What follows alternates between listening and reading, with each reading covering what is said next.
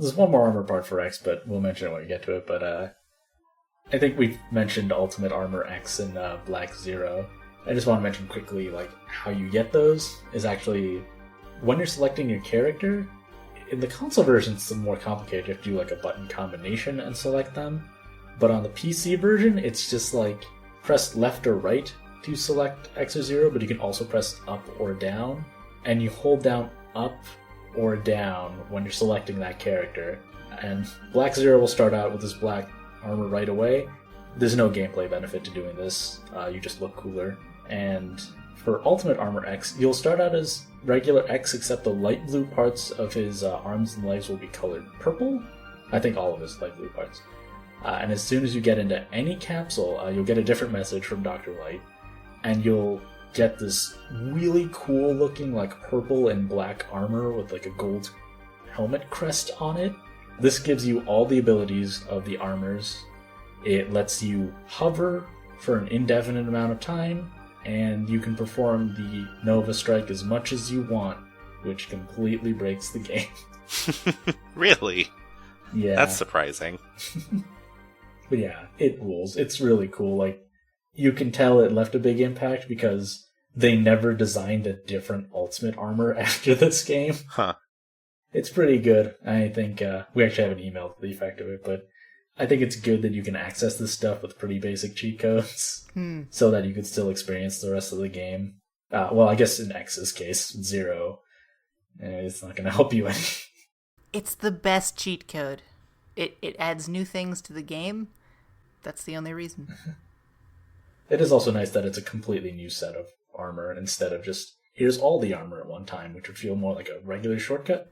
And the Nova Strike animation's also unique. Like, for Armor X, it's the dash animation, but for Ultimate X, he turns sideways and these wings pop out of his back for a second, and he looks like a meteor. It's great. Ultimate Armor X in general is really good. I was reading about sort of how popular like toys of Ultimate Armor X were apparently, and that was sort of they put extra effort because of that into Ultimate Armor X's design. Yeah, I remember the first time I actually saw Mega Man referred to Rockman was, I can't remember what game magazine it was, but it was talking about just like merch for games, and it mentioned, here's a Rockman X3 armor figure. Oh, that's cool. And I'm like, yo, that character Rockman looks exactly like Mega Man. Who is that? How weird. I had I think it was X4 Ultimate Armor model kit when I was like 10, and I ended up having to put it all together with glue. Or maybe that was how it was meant to work. Mm-hmm. It was a very low quality model kit. Okay, don't invest. If someone's saying 1998 model kit, Mega Man, whatever, charging $700 because it's out of print for years, don't be fooled. Don't be fooled. It's a waste. Next stage is Split Mushroom. This one I think gets the most art complaints because the background for this first section is a 3D staircase at a really bizarre angle that would not at all be what Mega Man or Zero's graphic would walk on it in real life. Yeah. I was just going to say, I like the design of the rest of the level, but I do not like the staircases. I actually, when I was 7, I thought that was the coolest thing. But it's a very, like, we're on 32 bits now, check out all the gradients. Oh yeah, when I was a kid, I was like, this is awesome. But looking back now, I'm like, That reflects well on you. I feel like they had to do something because there's Mega Man 8 and this one and like the port of Mega Man X3, but there was also around this period with the PlayStation coming into popularity was that all 3D looked better than all 2D. Like I have a memory in middle school of playing Super Metroid on an emulator, but my friend looks over like, oh, is this one of those crappy like free games you got? Like, yeah, let's go play some more let's play Nightmare Creatures. Yeah, Final Fantasy VII. These games look terrible now. I am shocked that Nightmare Creatures and Final Fantasy VII have been mentioned in the same breath. Me too, actually. I feel we should be doing a penance of some sort. I was just trying to think of like a PlayStation 1 game. Medal of Honor Underground, there we go. Yeah. The game also doesn't look very good. But yeah, so they had to do something. And then, later that year, in Japan, like the next year in the West, They get Mega Man Legends, and then people, again, could be like, this isn't the 3D Mega Man I wanted. And then Mega Man X7 would come out, and then they would all feel like fools. So for the staircase part of Split Mushroom's stage, you'll encounter these enemies that... They're in a lot of the Mega Man games, actually. They have a front-facing shield, and they pop it up to shoot at you, and that's when you attack them. There's some of those here, and there's some bats accompanying them. So you do have to back off. Since the background is fake and you're not really like moving through a level, it's hard to really track like how your movements affect the enemies. But once you clear that, there's a little teleporter, and this isn't considered Area 2, even though it moves you to a new scene. There's a walled-off lab with all these robotic plants with thorns coming out of them. Those things are cool. Yeah. It's got little flowers that shoot energy shots at you, and these little shutters that close behind you, giant ladybugs. You think actually, for the area boss, the Maverick would be a ladybug instead of a mushroom. Yeah. Yeah, it doesn't really fit. I like that the X series wasn't always animals, and they had like mushrooms and sponges and sunflowers. Mm-hmm. That was always really fun. Oh yeah, Wire Sponge was in X2, so I guess once you reach that point. Though I still don't like Tornado Tunyon in X8 or X7. What is a Tunyon? It's an onion. What?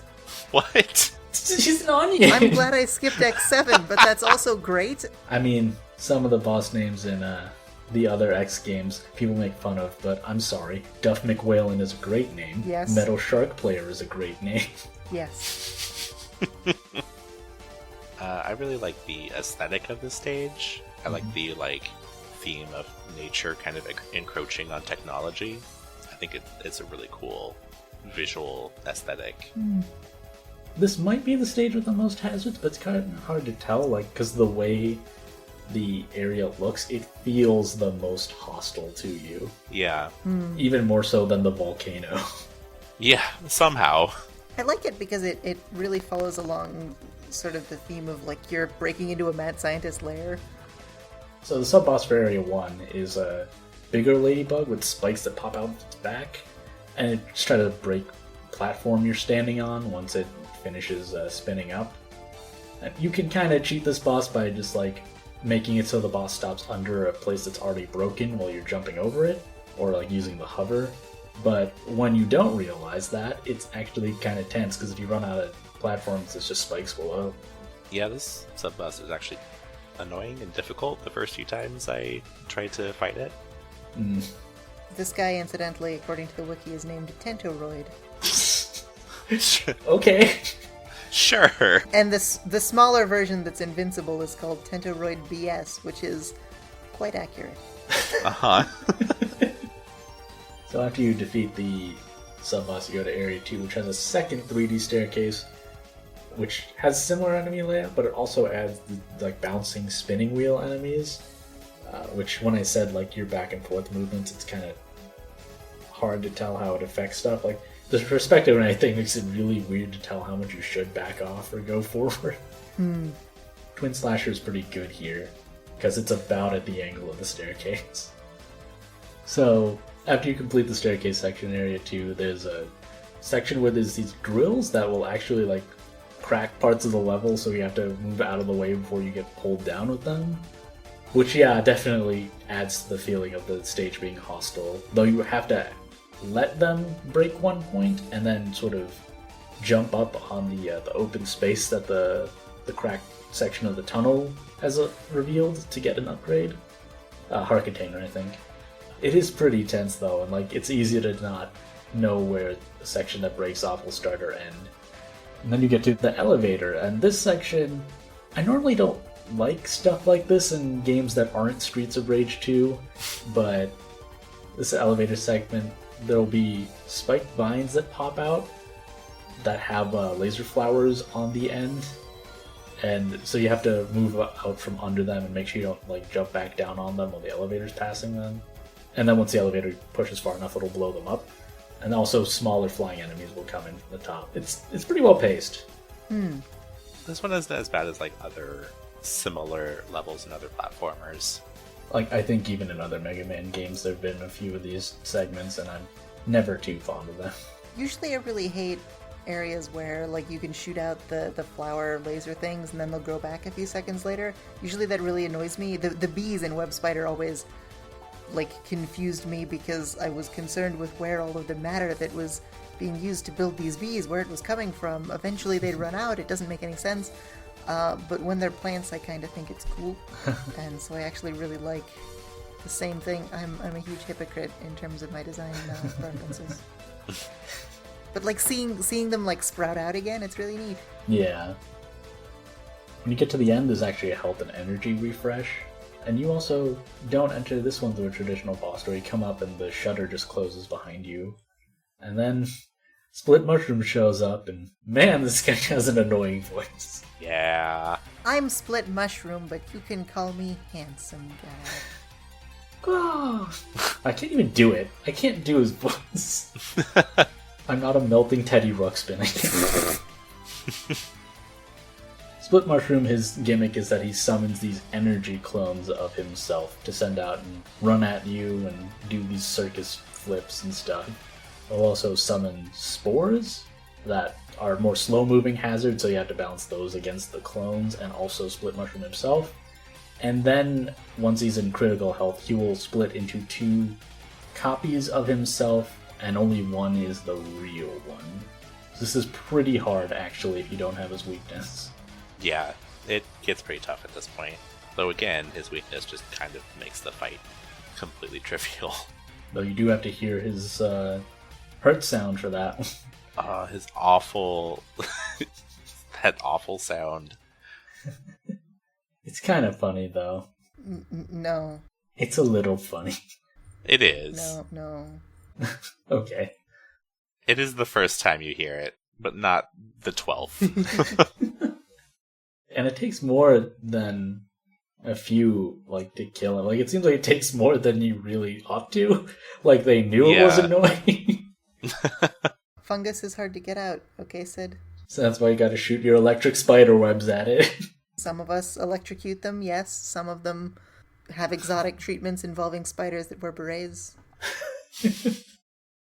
For defeating Split Mushroom, X gets Soul Body, which sends out a small copy of himself right in front that does additional damage.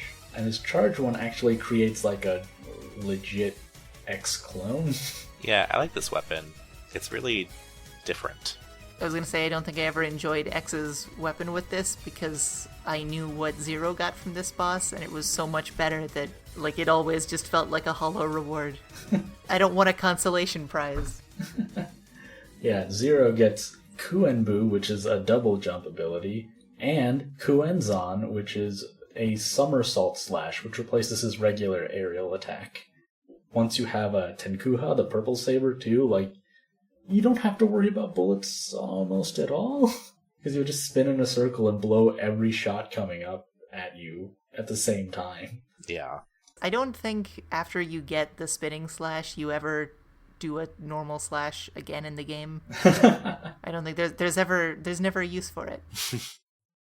Alright, and the final Maverick is Cyber Peacock. This stage is super cool. It's kind of like a cyberspace speedrunning challenge. Yeah, this stage is really interesting. You'll walk up to a certain a panel, and then it'll put a little target on you and tell you to hurry up. And you'll have to rush through these areas with a ton of small, like, triangle things that sort of float in space and dash at you. And there's these yellow static orbs where if they grab you, it'll like hold you in place for a while. They don't do much damage, but if you either spend too long getting to the end, you'll see the hurry up thing pop up again. Also, if you get caught by these orbs, it will reduce your rank at the end. So when you reach the portal at the end, the target will move off of you into the portal and tell you your rank, which is based entirely on how fast you went. And if you get S ranks for going as fast as... You can lose some time, actually. It's not as harsh as it seems at first. Once you know the level, you can pretty much nail it every time. But you get upgrades for each one. I think there's an energy tank, there's a heart container, and most importantly, somehow Dr. Light hid an armor upgrade behind an S rank in cyberspace. You can get the head parts for X, which is one of my favorite upgrades in the entire series because it lets you use X's special weapons if you don't charge them up as much as you want. I completely forgot about that. Yeah, that's super nice. Is that the only useful head upgrade in the series? I guess you can kind of like headbutt the blocks in one, and that's kind of cool. I thought that sucked, honestly. I thought that was really... Because I always thought of like the head upgrade as the computer sort of upgrade to his mind. And then X1 is like you smash shit with your head if you ram your head into it really hard. Upgrade, you're Mario. Well, it's one that you actually use, I guess, is... Well, yeah, but in a way that felt, to me, like, kind of contrived, like they couldn't think of anything, so they added some blocks afterwards. Like, that's probably not the case, but coming to that one later, I felt that way. I'll give you that. But yeah, this actually made me use special weapons more often, which didn't necessarily lead to me doing it more in other Mega Man games, but it did make me realize, hey, using special weapons during the stages is actually a good idea. And now I'm picking up all this weapon energy that if I was using up my weapons, would refill them, so maybe I should use them in other games. Then you get to Area 2. This cuts out the ranking thing, but instead has these switches you press and they'll flip the stage upside down like instantly. And you need to do this to manipulate these giant purple orbs that will dispel these purple energy floors. There's no other way you can get through them. So you just have to manipulate that and move some hazards around. I always wish they did more with that mechanic. Yeah. Yeah, it's kind of there and gone before it's really expanded on. It's like a step beyond, Magnet Man, where you'd like flip your personal gravity. Yeah. But you're moving other stuff around. But I guess like already with trying to break things through the floor, like you're already sort of seeing the limits of what they were willing to program for that, so I guess if you had to do more, it would just be obnoxiously janky. Then you get to the end of the area and fight Cyber Peacock, who has two moves he primarily uses. One is that he just tries to teleport on top of you. It's weird. Sometimes he does an attack where he brandishes his feathers, but a lot of times he's just trying to teleport on you. It's like, I'm touching you now, I've hurt you. I'm pretty sure people just like Cyber Peacock ride with me on the subway every morning. It's awful. I'm not too hot on this fight. It's okay. I like the stage much, much better, though. I don't actually remember a whole lot about Cyber Peacock. That's fair. You'd think, like, with the way the stage kind of had a really cool concept, they'd have a boss that was much more trippy. Take advantage of the fact that he's a virus in cyberspace. Yeah, the stage was really cool, and then the boss at the end was just like, okay. Hope you have Soul Body. Yeah, exactly. It's kind of weird because Cyber Peacock has like my favorite color combination, like purple and green, as like his main colors, but even the art of him is just so bland. Like he just looks like the robot chicken from the Sonic cartoon series from back in the 90s. Oh yeah. Like he's got the same proportions, and it's just really obnoxious. Like he's just this skinny, lanky dude with admittedly kind of cool looking seaweed tails, but it's wasted. It's wasted. But when you beat him, X gets aiming laser, which works by putting a targeting reticle in front of you alongside a little track, and you can move it up and down with the up and down buttons, and when it highlights an enemy, it'll lock onto them, and you can press attack to just fire the laser at them. So this lets you attack in a pretty wide arc. I don't know that it does a ton of damage, but it looks cool, and it makes it a lot easier to just focus on navigating. Like, you just wait till you hear the lock-on noise. If you charge it up, it turns into a focused, straightforward beam that you can sweep up and down, but I didn't use that as much. It looks a lot more boring. And Zero gets Rakuhoha, which is the Giga attack, which is tied to the same button that the Nova Strike is for X. And this actually has weapon energy, so you can only use it a few times. It's really situational. Like, it makes you invincible for the time you're using it, which is kind of short, but fires spread shot everywhere, so I didn't really use it at anyone except Storm Owl, because it's his weakness. Yeah, I didn't really use it that much either. Also, Zero yells out, "Get ready," whenever you use it. Yeah. Yeah, I think if I played the game again, I'd probably be a bit more daring with it when I know I don't need it. Because I've seen some speedruns, and using that to give yourself some invincibility allows you to save some time. Oh, yeah, that makes sense. Alright, so with all the stages beat, you'll be informed that Repliforce is escaping to space, so you have to head to the spaceport to stop them. And this is a pretty short stage, but it is packed back to front with enemies. They counted on the fact that as X you have all these weapons with different attack patterns and defensive properties, and that Zero has his full range of motion and all his weapons, and he can blow up shots with his saber now. So there's tons of Repliforce soldiers with guns and grenades and bigger enemies, tons of those bouncing spike wheels that were in Split Mushroom stage. Pretty intense, but it's not too hard. It mostly feels like you're just cutting through a lot of dudes. I liked it. Yeah. Is this another one of those stages that's like mostly in the air? Am I remembering that right? There's a fair number of hits, but I don't think it's up in the air really. There are a lot of airships flying by in the background though. Well, I guess I was thinking about how like the first like final dungeon level in games like this are always really cool, where you're like beginning the infiltration into the mountainside or wherever the bad guy lair is always really fun. And I like it when they really like build on the fact that it has a setting and isn't just evil bad guy lair full of monsters, which I felt like this level did with all of the pits and everything. Conversely, to Cyber Peacock stage, I like the boss here a lot more than I like the level. You are wrong. Your opinion is incorrect. I accept that. So you get to the end, and Colonel's waiting for you. So if you're playing as Zero, then this will be all new to you. But for X, it's mostly the same, except I don't actually think it's even restricted to Phase 2. He'll do a move where he summons Thunderbolts that will appear in certain places, so you have to get in between, like, there'll be 2 together and then 3 bunched together, so you have to get into the missing spot. It's a cool attack. It's got a cool like effect to it that I like. Yeah. It has a little build-up before it strikes, so it's feasible for you to actually dodge it the first time you see it. Also, his attack patterns seem more aggressive than the Memorial Hall boss fight, so even if you have some experience with X, it's not entirely a repeat. Right, yeah. The conversation that the Colonel has, both with X and with Zero, is funny because it doesn't really make any sense.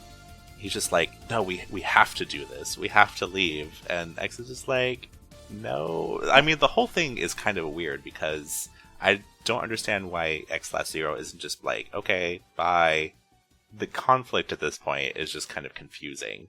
Yeah, also, you see ships flying around in the background. I guess that must just be the general, like, spaceport ships, though they do look like the ships from Storm Owl's fleet. Because when you beat Colonel, he says, Repliforce has already escaped into space. Like, then what are all these ships here? So, after Colonel tells you that, the Repliforce already escaped, he dies, like, for real. Then you get the final weapon stage, and if you're playing as Zero, someone will tell you that Iris has left with Repliforce, whereas Double just tells X to reconsider, it's far too dangerous. You have a really short stage before the boss fight in Part 1 of Final Weapon. I also like the music in the Final Weapon stages, it's pretty good. Once you reach the boss, for Zero, Iris is waiting there, and she's upset that Zero killed Colonel. And you think was going to happen. She wants Zero to question, like, really what it is that he's fighting for. And I think before the level ends, he does. Very loudly, in fact.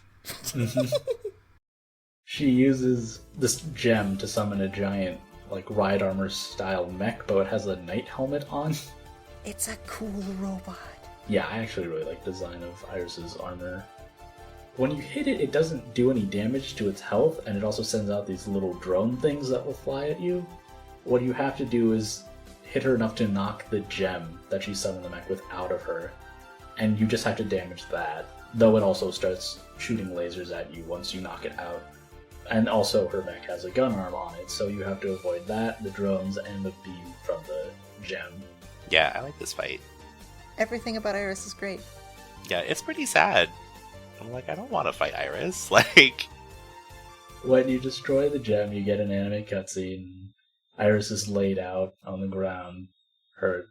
Iris tells Zero that she wanted to live in a world where only Reploids exist, which kind of sounds like she wants to kill all the humans. Or maybe just live on another planet, I guess. She wanted to do it with Zero. Here's actually a point from the wiki, which is that Iris and the Colonel, according to mangas and stuff, I guess, the Repliforce was trying to develop an ultimate Reploid with both fighting spirit and a peace-loving heart. But they decided that was impossible to fit both into one being, so they made the Colonel and Iris as like two halves of the same robot, and Iris is the peace-loving half of this robot, which doesn't really jibe with her bullet hell boss. Yeah. With her harder than Colonel boss. Well, I guess the fact that she has to transform, like, that kind of works with it. I think maybe there's a suggestion that transforming is what kills her, but she'll do it for revenge. Then, like, Zero tells her, like, there's no such thing as a world for Reploids, it's only a fantasy. Which is kind of a mean thing when someone's confessing their feelings for you to say, and also they're dying because you killed them. Yeah, that's pretty screwed up, Zero. We will never be together, Iris, because you're dying. What are you talking about? That's a stupid dream. Don't die. And then he has his famous line. No, this isn't happening. There's no reason for me to go on. What? What am I fighting for? People highlight the one line, but his whole lead up to that, like, he doesn't pause at all. No. It's even better. I was watching the long play video on 2x speed. So it's even better that way. That's awesome. But yeah, he's got the nice anime yell. I wish he'd been voiced by the guy who did Dr. Light in Mega Man 8. What am I fighting for? You know, Homestar Runner would be a great addition to the Mega Man X series. And now we're going to get to the cutscene I mentioned that messed with me as a kid. When you're playing as X, once you leave for the final weapon, you get a cutscene of Double hanging out in the Maverick Hunter base, and he falls over and drops something, and the other Reploids call him a freak and say like, watch it. And he gets a call from Sigma and says it's time, and he transforms into a much more fancy-looking and obviously evil robot. And his name's Double, you get it? Hey. I can't believe they named the double agent robot Double. Like, come on. I actually empathized a lot with Double's character arc as a kid, because when I was little, I too was a fat yellow robot. I too transformed when I got older into a machine with energy blades. Those are some sick gains. He transforms, and then you see the robots freak out, and then this really intense, evil, like, hard rockin' music plays. He dashes at them, and a little energy blade pops out his wrist, and he cuts these Reploids, and, like, it's supposed to be oil, but it is 100% red like blood. Yeah, it's blood. Like... Yeah, I just saw this cutscene out of context when I opened up the CD, and I'm like, oh, why is there so much violence? This really surprised me, too, when I played it, at 11 or 10 or whatever. Because I was like, what? Wow, what is happening? How did this get past this? I mean, I guess it's rated teen, but... Yeah, I guess so. The most egregious one is there's a shot of cutting someone's hand off. Yeah. Oh, man. Wouldn't even kill them. One of the Reploids in the base is on, he's on the walkie-talkie radio with the future robot X and tries to get him to respond. And then he gets cut down by Double, and then X is like, what's going on? And Double answers. And his voice also sounds different at this point, so, like, X wouldn't really recognize it. What happened? Report. Nothing to worry about. No further transmissions unless necessary to carry out the operation. Understood. I'm breaking contact. And now, X will be my next target. Oh, there's nothing to report, which is also super suspicious. He just says nothing to report, and then X is like, well, don't call anymore, and hangs up. I also like the way Double delivers the line, now X will be my next target. Like, I just want to hear the voice actor for Double say, "Hey," one of those voices. It's not really delved into, but Double's office at Maverick Hunter HQ is in a bathroom stall where he sells the kids drugs, just like the Fonz. Yeah, then when you get to the boss gate, he's in his normal football dope form, and X is like, what are you doing here? And then double transforms. He has, I think, a couple different lines when he starts, but one of them's like, I'm so going to enjoy ripping you apart. Yeah. And then that, like, hard rock and evil murder theme comes on as his boss fight. It's so intense. I love it. But for his moves, he throws these, like, spinning energy blades, and also will jump at the ceiling and then dash along the floor at you. And I can't tell, it sounds like he's shouting evil slash, but it also at times sounded like he's saying diva slash. No, it's Devo slash. Oh. I like his spinning orbs that he throws out, because he shouts out, destroy, destroy. Yeah. Which is weird, because like the throwing the spinning blade attack is not really like the most aggressive destruction looking attack. Yeah, not at all. And then when you beat him, X is still like, I trusted you, which that's because you're an idiot, X. Yeah, and Double pretty much tells him it so. He's like, yeah, you're an idiot, that's why you trusted me. So he says his naiveness is his fatal flaw. That's not a word. No, it's not. Yeah, and that's just stage 1. When you get to stage 2, though, there's much less drama, but it's split into an upper route that has mostly spike traps you want to navigate around, and a lower route that has a lot of bottomless pits, but also a ride armor to help. Well, the final weapon stages just incorporate enemies from all over the game, so the lower route of Final Weapon Stage 2 has the Beehive from Web Spider Stage. The worst. The worst. They're in space. They can't even draw extra matter from anywhere. That's just wasteful. So I'd like to reiterate, the final weapon is a giant space gun that, completely independent of what we're supposed to suppose is Sigma's involvement, Repliforce didn't want any trouble, they just built a home that's a gun. Yeah, they just built a giant space station that can also destroy the Earth in one blast, apparently. For self-defense only. I guess. Yeah, that's why if someone breaks in my home, I have my grenade launcher ready. No, Sid. If someone breaks into my home, I have a moon-mounted death laser. Someone breaks in my home, I'll destroy the whole planet. Trained on my apartment at all times. So at the end of the stage is General, who is even more gigantic than Frost Walrus. And so, of course, X has another, or Zero has a, why are we fighting? And then he's like, well, I have to. Wait. Was that Mega Man saying, why are we fighting? Or was that Mega Man 8 Dr. Light saying, wow, we fighting? Well, actually, in his words, I have no choice. Oh my god, that's right. He's so cool.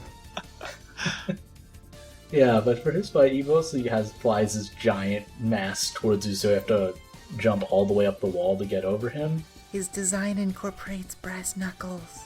Yeah, he fires off rocket punches, but I like to think running into his head means you get stabbed on his giant mustache.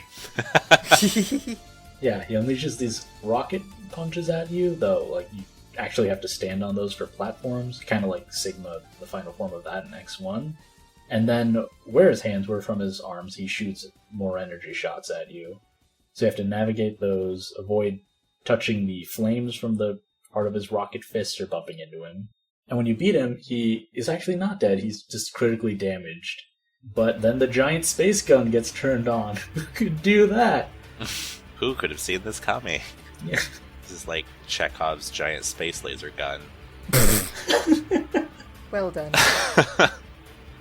So, Stage 3 immediately goes to boss fights. Staple of every Mega Man game, though Mega Man 1 and X1 had you go through a stage and fight bosses that would appear in set places, which I actually like a lot better than just getting into teleporters where you can't tell what boss is going to be in them before you get in them, so why let you choose them in whatever order? Yeah. And you have all the weapons or equipment that you're going to need anyway. So, but yeah, there's all the boss fights. Really no twist. I mean, the environments are all reskinned to look like the final weapon area, but that's not really more interesting than the regular arenas. Once you get all that, you activate the central teleporter, and before you reach the boss gate, Sigma appears in like a Grim Reaper form. And if you're X will just be like, what? Sigma? How is this possible? Again. But I killed you without due process or a trial multiple times, Sigma. How are you still alive?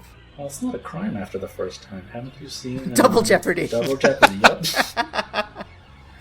Well, no, I mean, look, you can't sentence a Maverick to death just because he behaves a little weird. And kills everyone. Mega Man is abusing his power, yeah. No wonder Sigma's doing a little unwell after facing so much abuse from a so-called peacekeeping force. That's actually relevant. So, if you're playing as Zero, then you get a cutscene that reveals Zero's past. Sigma, who's at that time the leader of the Maverick Hunters, and some Red Maverick just tearing a bunch of other hunters up inside this storage unit or whatever. Sigma goes in, and it's Zero. For this big showdown between two characters who famously have swords, like, I know Zero didn't have a sword next one or whatever, but he has a gun arm, and they are robots. They punch each other a lot. That's good.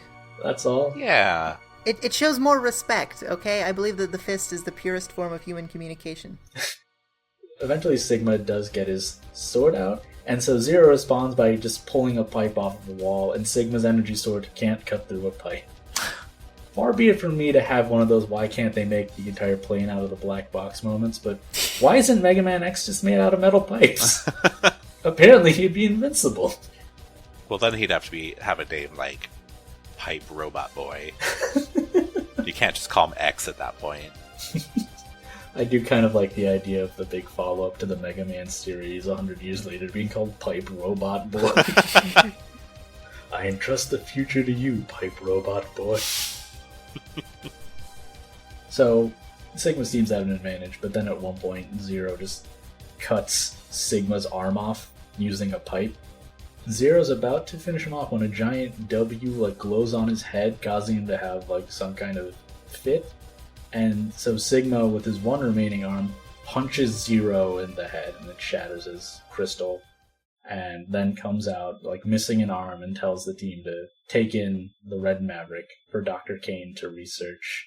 And then it cuts back to the game, and I think this is... Well, no, I'm 100% certain this is a translation error. Sigma says, Zero, you were a Maverick? And Zero says, are you that surprised? Which, that's wrong. Should be Zero saying, I was a Maverick, and Sigma saying, are you that surprised? Because Sigma's the one telling the story. Why would he be like, oh, I told that story a bunch of times, but I never realized you were the Maverick in that situation. Sigma vanishes into the boss room, and there's a health refill for it. And the boss room, by the way, is this, Satan temple with a giant horned skull in the background that's on fire. Yeah. It's cool. Did they maybe not notice when they were building the final weapon? What's this room for? I don't know. That must be where you fire the gun and you just have to reach into the skull's mouth to hit the button. They just really want you to be sure that this is okay, you're gonna do something real bad if you go through with this. Mm-hmm. So you have the first form boss fight where he's in the Reaper hood. Mostly he just dashes across the arena with his scythe. I jumped over him for the most part. It turns out you can actually jump between his body and the scythe blade. Oh. That's really cool. Yeah, I didn't know that until I watched the long play. My favorite part about this stage is he's weak to Magma Dragoon's weapon because you're literally just setting his stupid cape on fire. Yeah. And he has a voice oh, yeah, he's like, and ah! his eyes look all googly. It's really funny. This is supposed to be his most intimidating form, and it's both the easiest and also the most hilarious. I think video games need more slapstick final bosses. Well, that part's slapstick. You blind them with pies or something? I mean, that's how King's Quest works, isn't it? So, after you do enough damage, his robe burns off, and it turns out underneath that he has these sick robo-abs he gave himself. Now I'm really sorry. I'm in love with the image of Sigma redesigning his body to pick up women or something. Just painstakingly molding his... Because, if you could rebuild your body, you'd change stuff. Well, if I didn't need abs, I wouldn't give them to myself. So, he also has these boomerangs mounted on his shoulders, and he still has the scythe. But instead of slashing at you directly, he will throw it at you, and it'll either boomerang back to him, which is kind of excessive considering he has boomerangs on his shoulders already, but he'll also stick it into a wall, and it'll spit out electricity, making it so that you can't stick to that wall to avoid his other attacks. Which, with the boomerangs, they'll pop out and spin in place for a while, and then come at you and return to him. So you have to avoid all that and bumping into him. It completely explodes, and then a hole in the floor drops you into the next and final phase of the fight, which is actually two separate forms of Sigma. One where he's like a head on a floating body with a giant, like, super scope laser gun. And this form's accompanied by these three different CG heads that have themed elemental attacks for what color they are. And that usually appears in the top right corner. And then what appears in the bottom left corner is this weird, like, cyber horror head Sigma.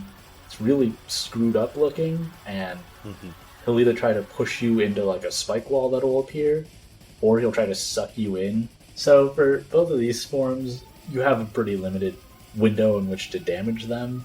With the head, you have to worry about the other elemental heads attacking, and also when he's in the gun form, he'll say the end and fire a laser that blows up the floor. That one's not so bad, but then the other one with the mutated head, it's not really clear when he's vulnerable and when he isn't, because he doesn't change appearance, but you can't always damage him. Right, yeah. Yeah, this fight is so annoying. Yeah. Because it takes forever. And this is one of the cases, and the general fight too, where it's a lot. I felt it was a lot more difficult for Zero. Yeah. Especially the hanging from the ceiling gun form. But also the head, because like you don't entirely know if he's going to push you away, which makes it hard for your melee attacks to connect, or pull you in which case you don't want to get too close to him or you'll take a lot of damage. Yeah, exactly. Here's a note on the visuals. Like the extra heads in the body horror form and the gun form both have like really sort of wide, flat areas that don't have like a lot of details, that are sort of much cleaner gradients and shading and stuff than pretty much anything else in the game, which are usually like smaller and sort of busier sprites. And it's really ugly. And I just wanted to say that it's really ugly when this game has flat surfaces. Yeah, neither of them have very like appealing designs. The big body horror head, like that's at least an interesting design, but like the gun version is just kind of, I don't know. It looks terrible. It looks really bad. I feel like it has like a good sense of lines. Like if it was like a busier design, I think I'd enjoy it a lot. It just seems kind of generic. Mm-hmm. These forms have separate health bars, and you have to destroy both to finally beat him. Also, the music for this phase of the boss fight kind of sounds like Double's theme again. But instead of just getting more intense, it sometimes gets a little less intense. That was actually because in the original draft of the game, the character's name was Triple, and he was going to show up at the very end, destroy Sigma, and say, I was playing everyone. I'm your friend. I wish. X. By the way, I think you and me and Zero should go off into the mountains together. So when you destroy both forms, you have to still walk out the other end of the arena and up to the cannon, because Sigma taunts X that, hey, the cannon's set to fire, no one can stop it. But when you show up, General, what's left of him, shows up and says he can use his body to destroy the core. So he flies down and slams into it, and X or Zero, who you're playing as, will escape. Then you get the ending cutscene. In X's case, he'll recall, fighting all the major characters. I remember all of the friends I failed to make. He gets a call from Zero, and Zero's like, oh, I'm glad you're doing okay. And X says, what if I become a maverick? And Zero just completely dismisses it. He's like, no, you have to promise to take care of me if I ever become a maverick. And Zero dismisses him again. And X just flies off, and that's the end for him. And for Zero's ending cutscene, he sees the vision of the destroyed Reploids and yelling Sigma, also Iris dying, and then freaks out like, oh, I wasn't able to save anybody, which, yep, that's about right. He just says to himself, if we live long enough, we all turn out to be mavericks after all. And there's all your foreshadowing for Mega Man X5, where the story will be concluded decisively, and then something called Mega Man X6 will come out, and then also something called Mega Man X7, and then an okay game called Mega Man X8 came out. Then you get the credits song, and in Both versions, I think it's not very fitting. X being like, I need my best friend to kill me in case I ever turn evil, or Zero saying, we're all bound to turn evil, I guess. Then the ending credits in Mega Man X4 is like a very sweet ballad instrumental. The Japanese version is another licensed song by Yukie Nakama called One More Chance. That's a very upbeat J-pop song. They're both the wrong move. It worked when Triple came back and said, please give me one more chance to redeem myself. And yeah, I completely separately found the ending theme from Rockman X3 called I'm Believer, and that one is way better. It's a fucking banger, honestly, I love it. But it is like a cool house song, but at least it has some minor key notes in there so that it could have worked. During the ending anime cutscene, there is music that's sort of like a sad reprise of the opening stage theme. My theory is that this, along with every other video game story involving a robot, the ideal ending song is E102 Gamma's music from Sonic Adventure. Just sort of ponderous piano. You're not wrong. So yeah, that's Mega Man X4. I think this is still my favorite one, and having played the other X games and a bunch of the other Mega Man games, this is still one of my favorites. I know a lot of people have issues with it, but I like it a lot. I think it's pretty tightly designed. Yeah, I think it's a really fun game. Actually, watching the long play today, I was like, I really want to play it again. Mm-hmm. Better than Crash Bandicoot 2. I had both of them. I like them both, but yeah, I think X4 was better.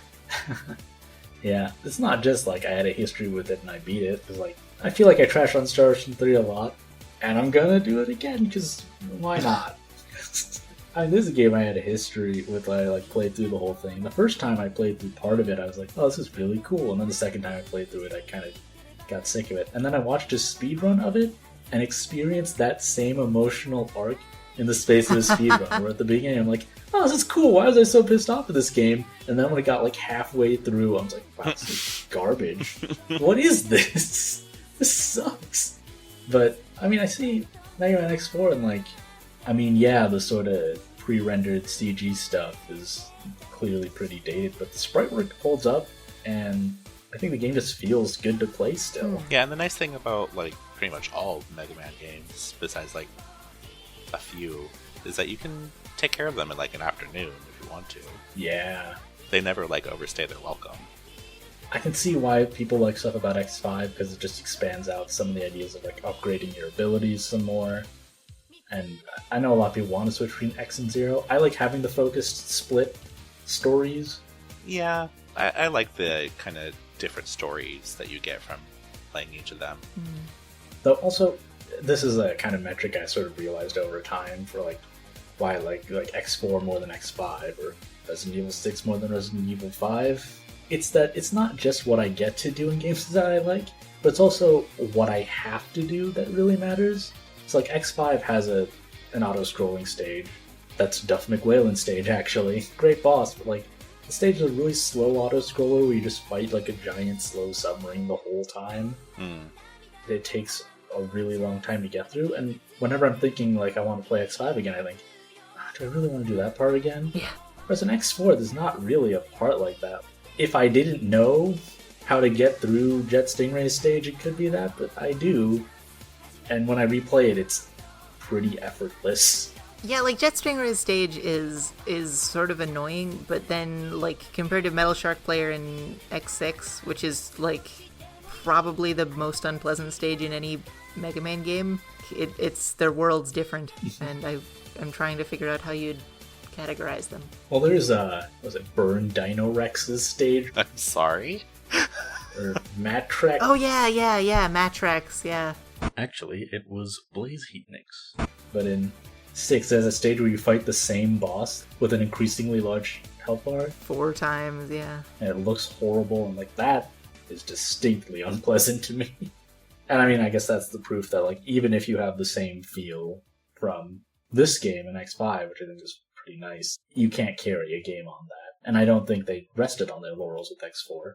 You know, I don't want to put words in anyone's mouth here, but I sometimes think Mega Man X6 wasn't really up to the standard of the rest of the series. Yeah, no, that's fair. Luckily, I haven't played 6. Good. You're not missing... Okay, I'm not going to be uniformly trash on it, because the armor upgrades in that are pretty cool. What were they again? There's the blade armor, which it let you air dash, but you could hold your position in midair and then press a button to dash in a direction. That's cool. It looked really cool too. And then there's the shadow armor, which protected you against spikes, and you look like a ninja, and you could jump up and cling to the ceiling and shoot ninja stars. Oh, that's cool. See, now I'm gonna play this game, Sid. Well, cheat to give yourself the armors, and then see how much you like playing the stages with them. They didn't introduce... Like, they didn't give X the Z-Saber until 6, right? Because Zero died. Yeah.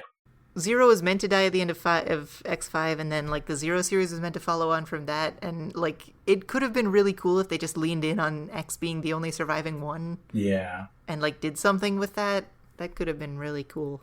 But instead they kind of backed off from that. It's like, well, we have to build on it and include everything. So they just give X, like, one move that isn't really useful or athletic or fun to use at all. Yeah, and then it gets to the point where in X7 you start the game as Zero, and then you get his partner Axel, and you have to put in work to unlock X.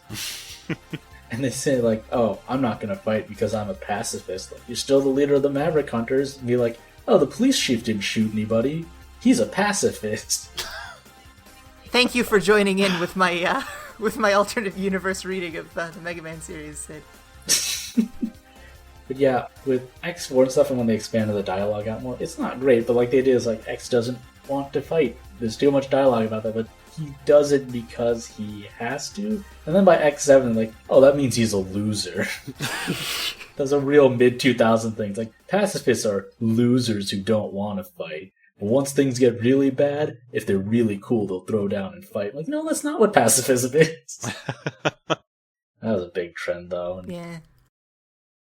yeah, also X5 added ducking, which I know a lot of people really wanted, but I never felt like I needed to do an X4. Yeah. And I'll be like, oh, it's really useful against X5's first boss. Like, you mean the one that's supposed to teach you to duck because they added it to the game? Yeah, it's really useful there. You're not wrong, but you can't duck in other Mega Man games because you can move under it with the slide or the dash. That's the point. So if you want to get this game, you can buy a used copy on PS1 in good condition, trending around like $15. If you want the Sega Saturn version, that's going to cost you at least $85 because it's not that common. And at that point, I'd suggest you emulate it. These games emulate pretty well, based on my experience. I don't know if the PC version works on modern computers, but it's really hard to even find a copy. I don't even know if my burned CD is still extant at all. And if you're going to play on a computer, you could just, again, play it on an emulator. You might as well. You know, you can use emulators to play your legit bought copy of the game. If you don't have a PS1 handy, you don't want to emulate, you don't have a disk drive on your computer. If you have a PS2, you can get the Mega Man X collection. That trends around $13. From what I hear, it's a pretty good emulation of the games. They lost some stuff in the transition, but it's like, oh, there's no voice acting in the Mega Man X6 cutscenes, which doesn't really matter. That's another thing we didn't mention. Like, Mega Man X5 and X6 don't have like full anime cutscenes the same way. Also, I think the easiest way to get it is you can get Mega Man X4 and X5 as PlayStation 1 classics on a PSN. That's $6, and it even goes on sale sometimes to be $3.50 or less. And you can play that on a PS3, on a PSP, or a PS Vita. Pretty convenient. They fit any of those form factors really well.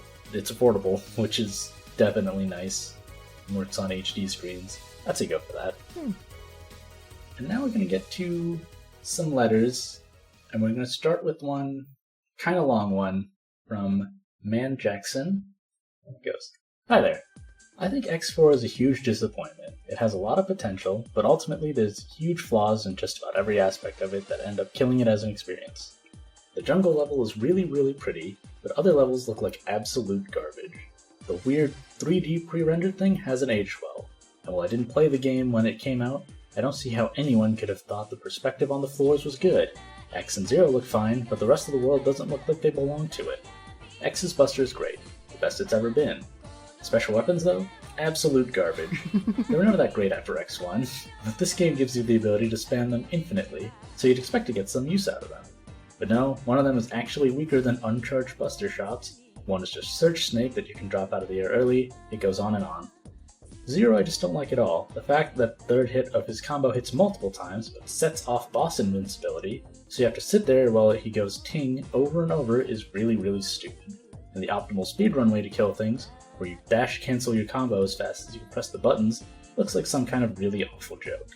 I question the validity of judging games by whether the speedrun is fun. Because I don't think any speedrun is fun. That's just me.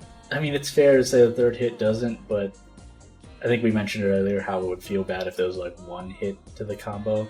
And I feel like if doing 2 hits of a combo is never really viable, then it's sort of wasteful of potential. And I can see someone disagreeing with that, but yeah, I personally feel that way. Being able to hold dash to continually dash jump is nice, I guess, but it just feels like a workaround for the weird starting lag the dash itself has picked up. And I really hate to harp on the floor thing, but it goes a long way to making it feel like you don't have as total control over your character as you really need to. There's a really egregious moment in Storm Owl's level where at first glance, it really doesn't look like you can make it over the top of a spike wall in a single jump.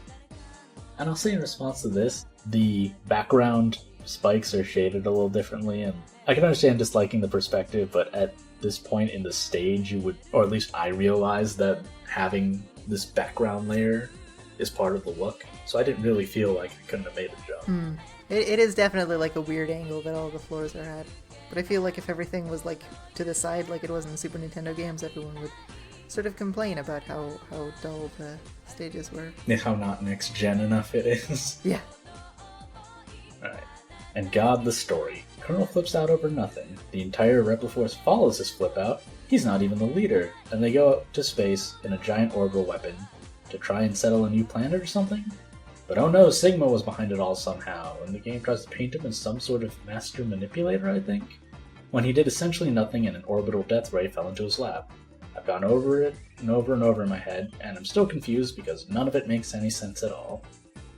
To which I will say, I'm not saying it shouldn't be better if it can be better, but I don't remember the plot of X2 or X3. X2 had the best plot, though.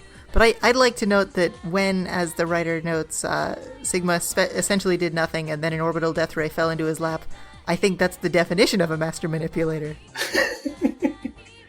I guess you could argue that, but it seemed unrelated. A master manipulator whose plot makes no sense, granted. That'd be just like X fell on a spike. Ha! This was my plan all along to destroy the Maverick Hunters!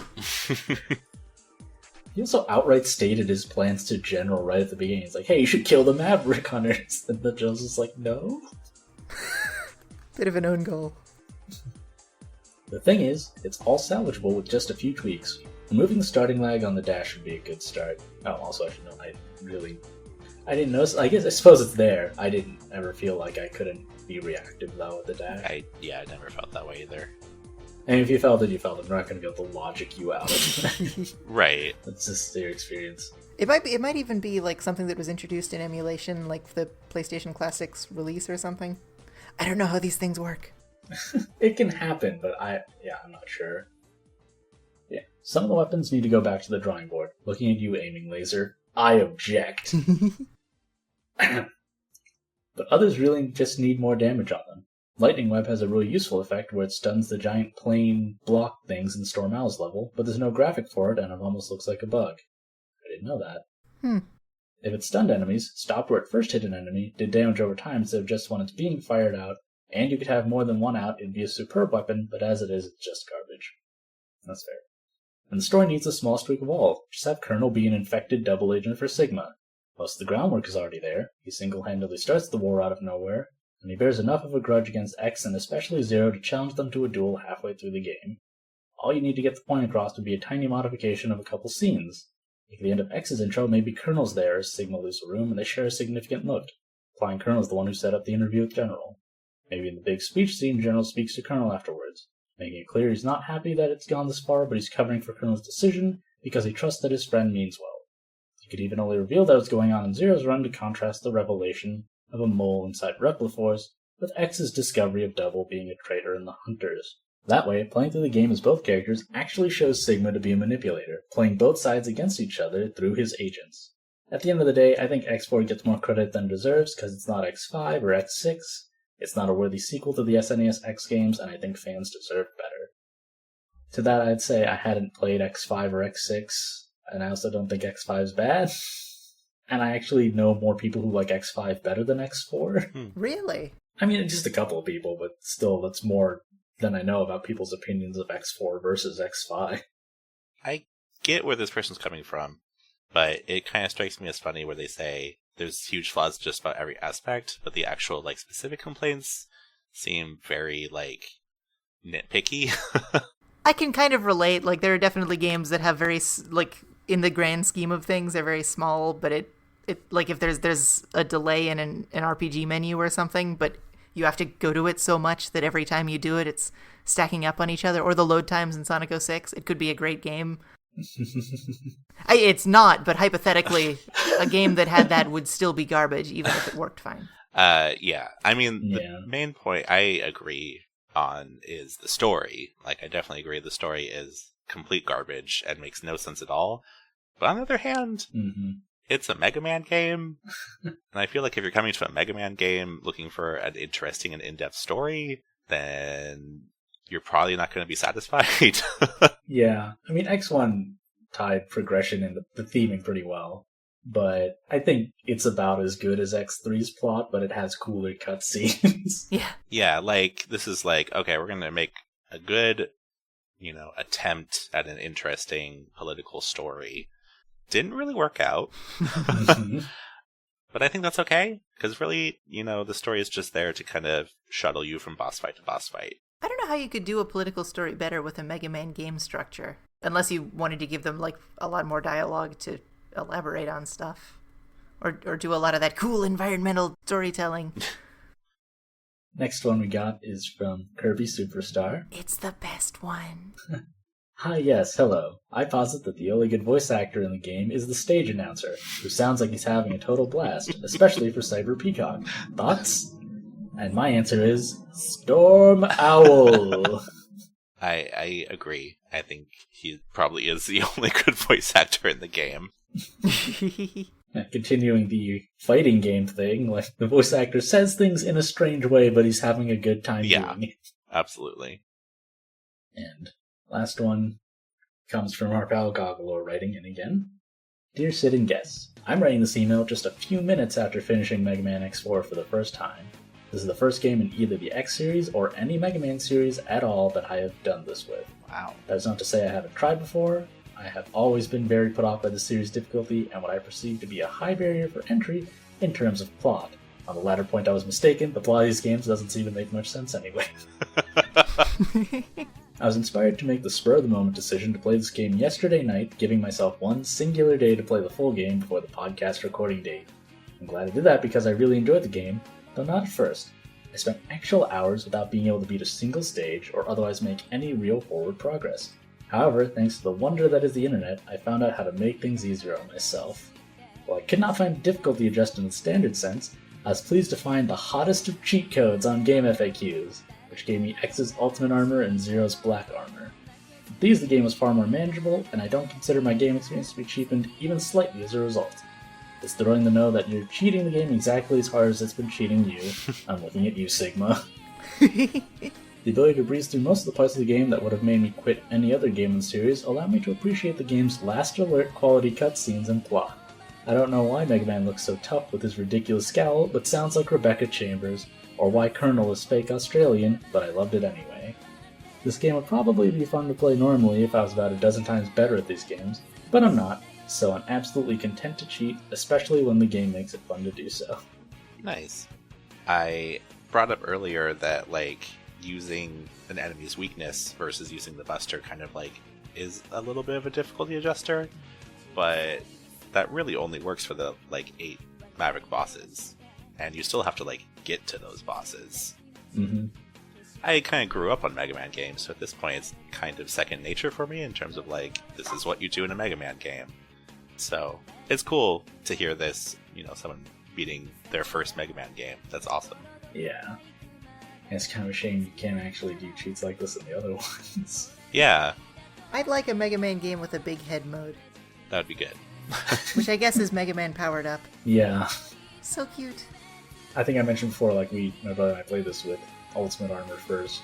I think it's a good way, if you don't want to go back to it afterwards because you experienced it, like, that makes sense, especially nowadays when there's so many games. When I had X4 on PC, I didn't have any other games, and the computer I was on was not connected to the internet, if you remember those days. But I think being able to play the game on, like, a much easier mode would make it easier to go back once you know what to expect. Because I think I also mentioned, actually on the Phantasy Star Online and Code Veronica episodes, that I cheated through those games first. Those are also games I played with my brother, so I think he was a bad influence on me in terms of not cheating in video games. I played both of those games with cheats ahead of time, but it allowed me to, when I played legit afterwards, know what to expect and really appreciate it. Yeah. Alright, so that should about do it for this episode We Thought About Games. Thanks, Abby. Thanks, Bryce, for joining me again. Yeah, thank you for having me. Thank you. Abby, where can they find you online? I'm on Twitter. You look up Abby Denton and some sort of a rude word, and that'll be me on Twitter. MIZABITHA. Bryce, where are you online? You can find me on Twitter as well, at SpinCut, like the move from Chrono Trigger. Nice. I just finished a Kickstarter for a queer post-apocalyptic visual novel called Who We Are Now, which is now in development, and it's going to be released in April of 2018, so please look forward to that. That sounds cool. Thank you. Can they, like, do anything crowdfunding-wise at this point, or? We should have pre-orders up, so I'll announce it on my Twitter page when we do. Awesome. And you can follow me, as usual, on Twitter at BeamSplashX. If you follow me, you might notice that there's a reason why this episode took a little longer to get done. Nier Automata came out, and if you listened to the last episode about Nier, you would realize how much I was looking forward to that, and it turns out it is incredibly good. And I wanted to beat it before I got too spoiled on things. So I did, and you should go play it. And otherwise, I'll post about the show on there. You can follow the show at ThoughtABTGames. You can find us on Tumblr at wethoughtAboutGames.tumblr.com. WethoughtAboutGames.com redirects there as well. We're on YouTube, though you have to look up We Thought About Games because you have to get a certain amount of subscribers to change your URL. We have the streams up from Code Veronica and 2 Phantasy Star Online streams. You should probably watch the second one because you can actually hear us. I'm going to be putting up highlights of those too, so if you don't have more than 2 hours to watch a stream, you can just see the good bits. We're also on iTunes. You can rate and review if you want, I guess. I don't even use iTunes anymore. I only use it to put our podcast on there. And on the Tumblr, you can find links to the show notes. So if there's something in the show that we reference that you might not be familiar with, usually try to put a link in there so that you can look it up. It's also where bonus episodes are posted. If you follow the show on Twitter, we'll post when we're going to do streams, put out the call for responses, put out the call for guests. So follow all of it. Do everything. The East is burning red. So, thank you for listening, and Sigma did nothing wrong. keep thinking. Good night.